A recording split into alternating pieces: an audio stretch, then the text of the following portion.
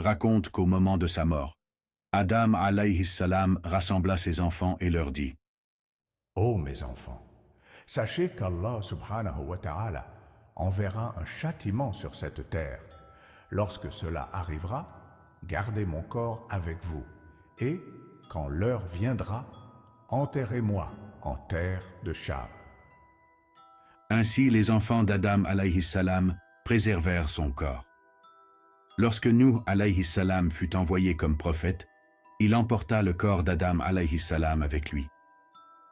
Quand le déluge recouvrit la terre, Nuh alayhi salam ordonna à ses fils de transporter le corps jusqu'à la caverne désignée pour l'inhumation.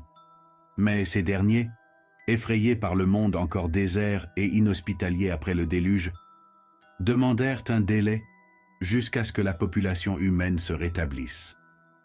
C'est alors que Nuh alayhi salam leur révéla une prière d'Adam alayhi salam. Celui qui m'enterrera vivra jusqu'au jour du jugement. Ainsi le corps d'Adam alayhi salam demeura intact jusqu'à l'arrivée de Al-Khidr alayhi salam, qui eut l'honneur de procéder à son enterrement. En récompense, Allah subhanahu wa ta'ala prolongea sa vie autant qu'il le voulut. Par la volonté d'Allah subhanahu wa ta'ala, Al-Khidr enseigna à Moussa alayhi salam les mystères du ilm al-ladun, la science cachée.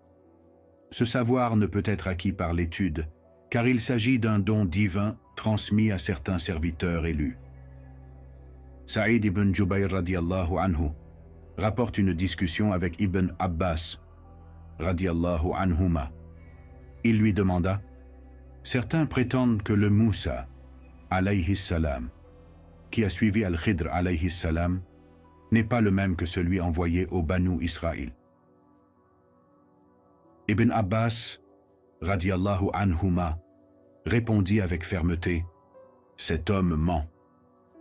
J'ai entendu Ubay ibn Ka'b radiallahu anhu dire qu'il a écouté de ses propres oreilles Rasulullah sallallahu alayhi wa sallam affirmer que c'était bien le prophète Moussa alayhi salam qui voyagea avec Al-Khidr alayhi salam. L'histoire de Al-Khidr alayhi salam demeure un rappel de l'immensité de la sagesse divine et du savoir qu'Allah subhanahu wa ta'ala accorde à ses serviteurs les plus élus. La rencontre entre Moussa et Al-Khidr alayhi salam.